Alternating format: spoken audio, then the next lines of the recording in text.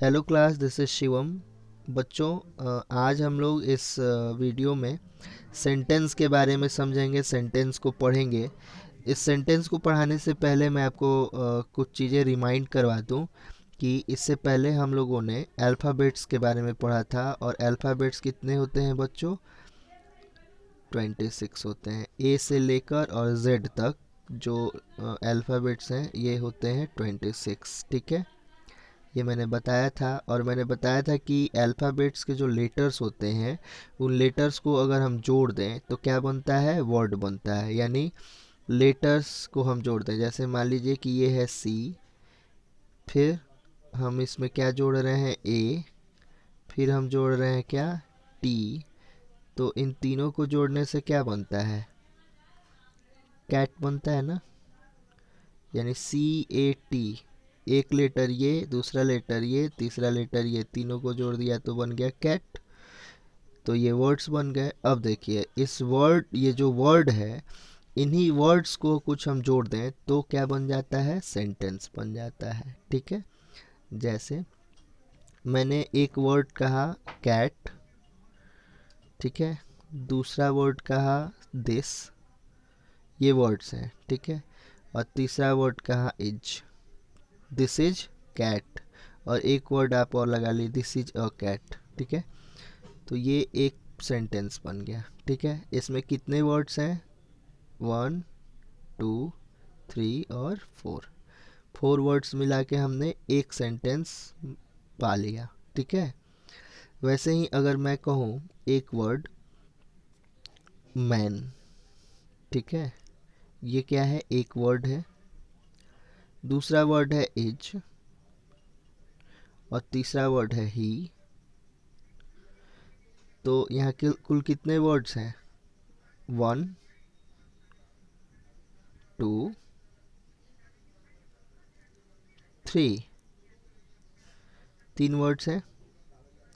इन 3 words को मिला के हमने एक सेंटेंस पा लिया। ठीक है, यानी वर्ड्स को जब हम मिला लेते हैं तो क्या बन जाता है? इसको आप इस तरीके से समझ लीजिए, जैसे मान लीजिए कि ही है, ये पहला वर्ड है, इसमें क्या जोड़ दिया? एज, ठीक है, और फिर इसमें क्या जोड़ दिया? मैन। कितने वर्ड्स हो गए? पहला वर्ड, दूसरा वर्ड और तीसरा वर्ड। कितने वर्ड्स? पहला वर्ड, दूसरा वर्ड और तीसरा वर्ड, 3 वर्ड्स हो गए ना। और इन तीनों वर्ड्स को जब हम मिला देंगे तो क्या हम सेंटेंस हमें मिलेगा? He is man. आ रही बात समझ में? आसान है ना, यानी सेंटेंस हमें मिल गया। आइए अब आगे बढ़ते हैं और मैं आपको बताता हूँ। देखिए यहाँ लिखता भी है, शब्द या शब्दों का ऐसा समूह जिससे पूरा अर्थ निकले। ठीक है, अर्थ निकलना चाहिए। अब मैंने ही इज मैन कहा, he is man, he is man, ठीक है, तो इसका क्या मतलब हुआ? वह आदमी है, वह पुरुष है। ठीक है, वह आदमी है। ठीक, अभी मैंने क्या कह दिया होता? Man is he, man is he, इसका कुछ मतलब नहीं है। ठीक है, तो ये सेंटेंस नहीं होगा, लेकिन ये सेंटेंस होगा क्योंकि इसका मतलब है। ठीक आइए हम कुछ जानते हैं।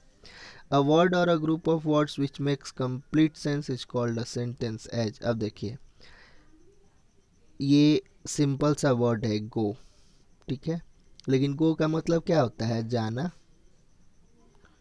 या फिर हम किसी को कहते हैं ना जाओ तो कहते हैं गो।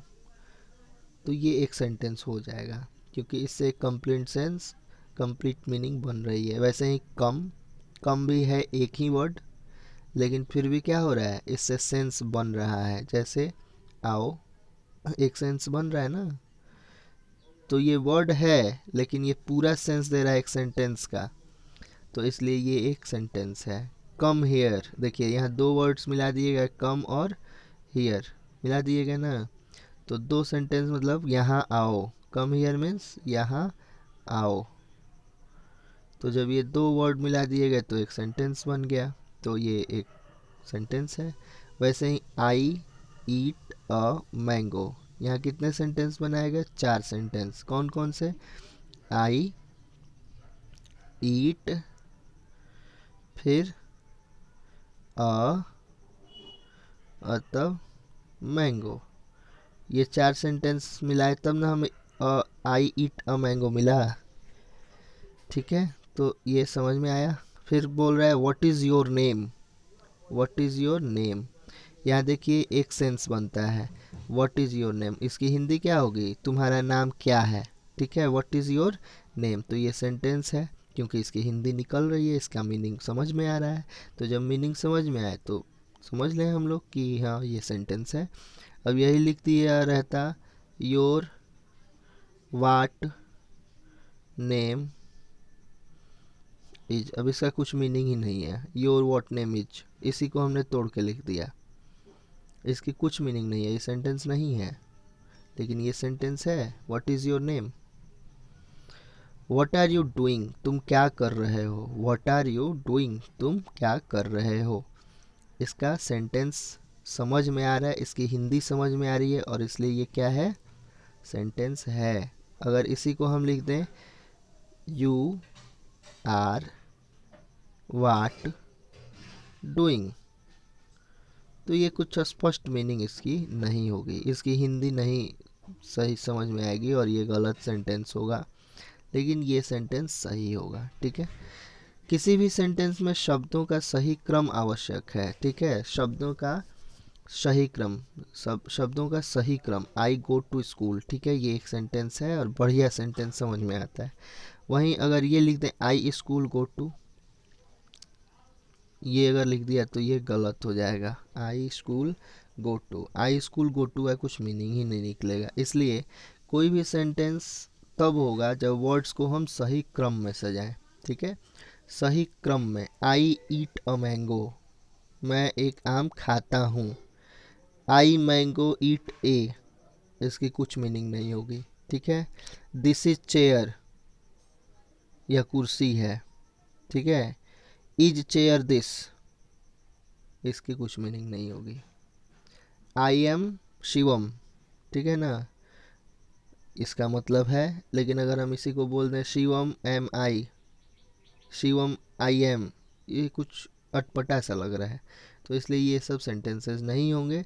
तो सेंटेंस होने के लिए क्या चाहिए, हमें मीनिंग अच्छी होनी चाहिए, उसका मीनिंग निकलना चाहिए। और एक चीज़ और ध्यान दीजिएगा, जो सेंटेंस होते हैं हमेशा ये सेंटेंसेस क्या होते हैं, कैपिटल लेटर से शुरू होते हैं। जैसे यहाँ पे सेंटेंस शुरू हुआ आई गो टू स्कूल, इसमें आई क्या है, कैपिटल लेटर है।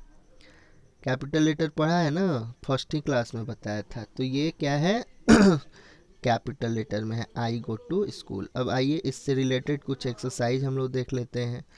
यहाँ ध्यान दीजिए, आपको क्या करना है, इसके वर्कशीट में अपलोड करूँगा, यही वाला वर्कशीट। इनके क्रम ठीक कर सेंटेंस बनाएं। ठीक है, सेंटेंस कैसे बनाएंगे आप, जैसे मान लीजिए कि आई ए एम वाई, इसको आप सेंटेंस, मैं सब नहीं बताऊंगा, ये बनाना आप ही को है, मैं आंसर बताऊंगा शाम में या कल सुबह में। ठीक है, आई एम अ बॉय, इसको हम कैसे बनाएंगे, आई ए एम है ना, तो पहले हम क्या लिखेंगे आई, तब हम किसको लिखेंगे एम, और तब हम ए,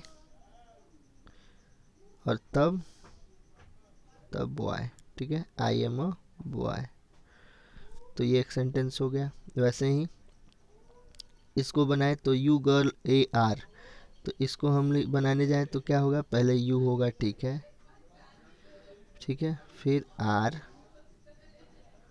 फिर ए, और तब गर्ल,